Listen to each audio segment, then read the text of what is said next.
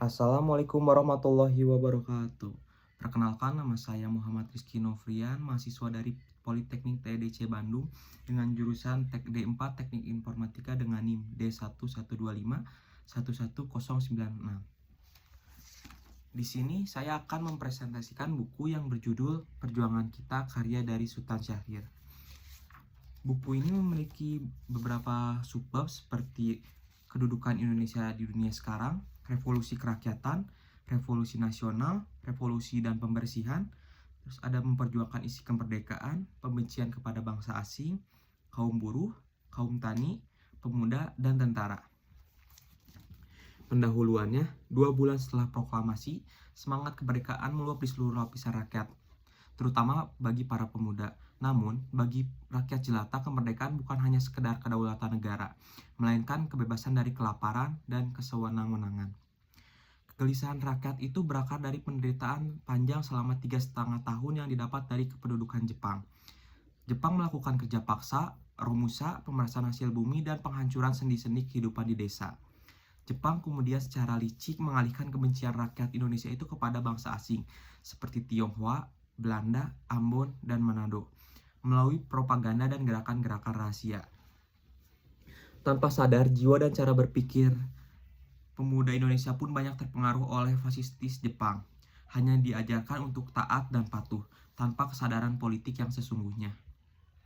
Ketika Jepang runtuh dan sekutu belum tiba, pemerintah RI gagal mengisi kekosongan kekuasaan itu. Para pemimpinnya yang berjiwa lemah, terbiasa tunduk pada penjajah, bahkan banyak yang merasa berhutang budi kepada Jepang. Akibatnya terjadi kekacauan sosial seperti pembunuhan, perampokan, kekerasan terhadap bangsa asing maupun bangsa sendiri, terus menjalar tanpa terkendali. Kekacauan ini merusak citra Indonesia di mata dunia. Simpati internasional yang awalnya berpihak perlahan membalik. Perlahan berbalik. Terus yang kedua ada kedudukan Indonesia di dunia. Selama lebih dari 1 abad, keberadaan Belanda di Indonesia bukan atas kekuatan sendiri, melainkan atas kekuatan dan kepentingan politik Inggris. Belanda hanyalah alat dalam percaturan politik Inggris di Asia Timur. Namun, keadaan berubah ketika Jepang mengusir Belanda. Lalu Jepang sendiri kalah perang. Posisi yang ditinggalkan Jepang kemudian diambil alih oleh Amerika Serikat, yang kini menjadi kekuatan terbesar di Pasifik. Amerika memandang dirinya sebagai pembaru keadaan di Asia, dan kepentingan tidak selalu sejalan dengan politik Inggris maupun kepentingan Belanda atas Indonesia. Disinilah letak peluang bagi Indonesia untuk mendapatkan kedudukan baru. Namun peluang itu tetap memiliki batas. Selama tatanan dunia masih bersifat kapitalis dan imperialis, Indonesia akan tetap berada dalam lingkaran pengaruh kekuatan besar. Kemerdekaan yang diraih pun hanya akan menjadi kemerdekaan nama saja, seperti negara-negara kecil yang secara formal merdeka, namun nyatanya tetap berada di bawah kendali negara kapitalis yang besar. Yang ketiga ada bab tentang revolusi kerakyatan. Revolusi Indonesia secara tampak luar adalah revolusi nasional. Namun jika dilihat dari dalam, ia sesungguhnya adalah revolusi kerakyatan. Meskipun Indonesia telah lama bersentuhan dengan dunia modern, kehidupan rakyat terutama di desa masih sangat feodal. Penjajahan Belanda justru memanfaatkan sisa-sisa feodalisme itu untuk menahan kemajuan bangsa, menjadikan pamrih praja sebagai alat kekuasaan, dan memperlakukan rakyat desa hampir seperti budak. Dalam arti ini, fasisme di tanah jajahan Indonesia bahkan mendahului fasisme yang dilakukan oleh Hitler. Oleh karena itu, perjuangan rakyat Indonesia sejak awal pada hakikatnya adalah perlawanan terhadap feodalisme, birokrasi, dan otokrasi, sebuah gerakan kerakyatan yang sejati. Namun revolusi ini tidak bisa disamakan begitu saja dengan revolusi di negara lain. Dunia kini telah jauh berbeda. Ada kapitalisme, imperialisme, teknologi modern, dan keterikatan ekonomi antar bangsa. Revolusi di negara lain membuka jalan bagi dunia kapitalisme dan imperialis, sedangkan revolusi Indonesia justru harus dipandang sebagai bagian dari gelombang yang akan menutupi sejarah sistem itu. Dengan demikian, revolusi Indonesia tidak turut bercorak sosial, berbeda dari revolusi negara lain yang semata-mata demokratis.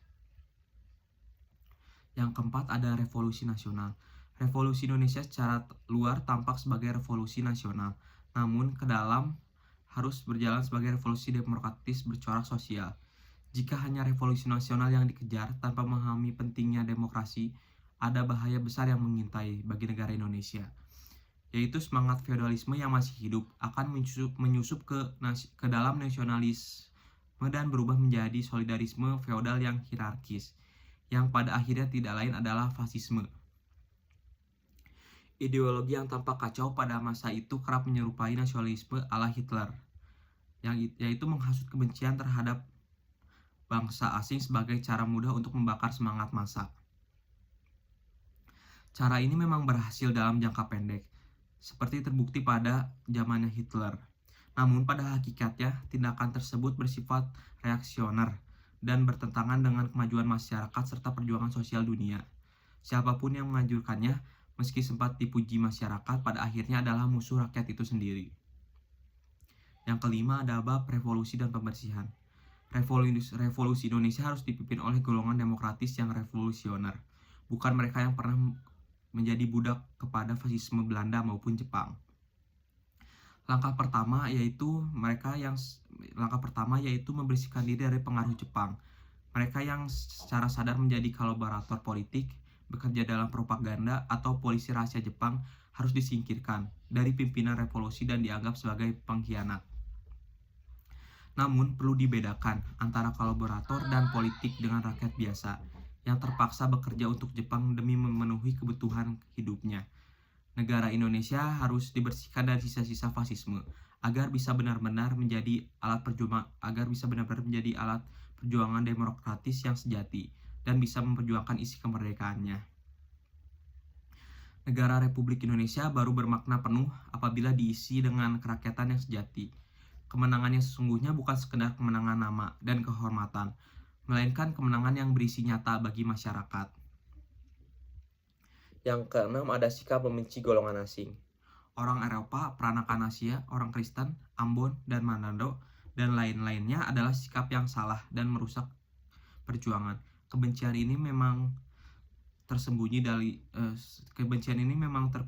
dalam setiap gerakan kebangsaan. Namun gerakan yang memabukkan diri dengan nafsu membenci orang asing pada akhirnya akan berhadapan dengan seluruh dunia dan mencekik dirinya sendiri.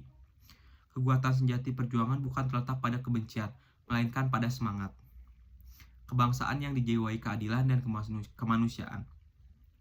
Pada akhirnya semua kebangsaan harus bertemu dalam satu kemanusiaan universal, bangsa manusia yang hidup dalam keadilan dan kebenaran, tanpa batas, warna kulit, ataupun keturunan. Oke, sekian dari saya. Wassalamualaikum warahmatullahi wabarakatuh.